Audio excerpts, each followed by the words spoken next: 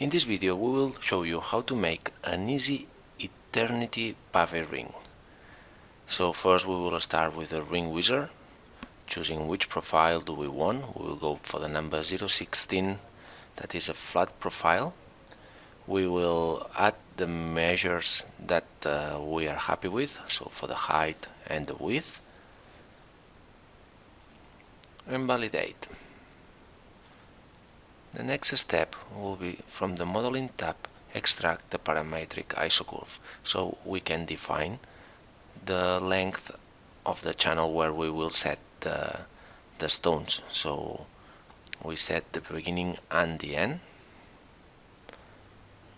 and once we are happy with this length, we have the isometric curve. We will extract one surface, the one on the top, and this will allow us to place all the stones in the right direction. So we go change by curve, we select the parametric isocurve, and here we choose the surface that we extract. We type which stones measurements do we want, how many do we want. Once we are up to the limit, we go to the second tab and we spread them out in the same distance. We just refine the number of stones, and now we put it below the surface, so validate. We hide the surface that we extract. And now from the rendered view, we go to this new tool that is called Channel Cutter.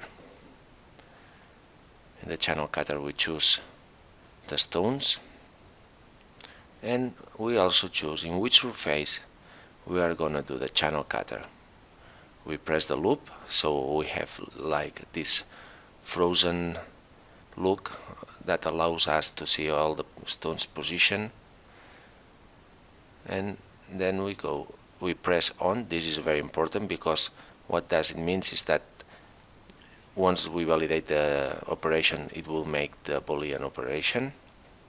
We situate the prongs, always keeping pressed the shift key, and from the side view we make a rounded cap, and we will drop the height as well. Now, as you can see, we go on the other side, we do the same on the last prongs, situated just on the corners.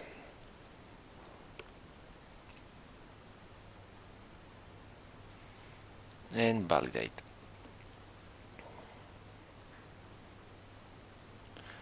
Now the next step will be go for the variable fillet. We always like to give a smooth look to our rings. We choose in which edges do we want to give this smooth fillet.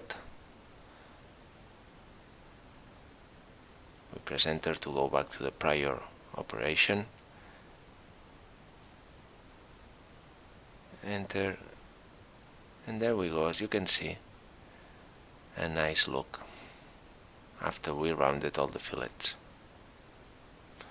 Now we will go for the cutters. Here we go, cutters. We go to the advanced settings. We see that we can show them from the bottom. We just do it a bit longer, increasing the length.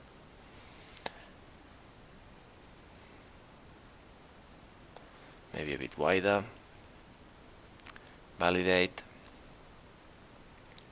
And now the last step is make the Boolean difference. So we go to Boolean difference, we choose the first one where we do the extraction, then we select the cutters, enter, and as you can see, everything is done. Thanks for watching. I hope you enjoy it.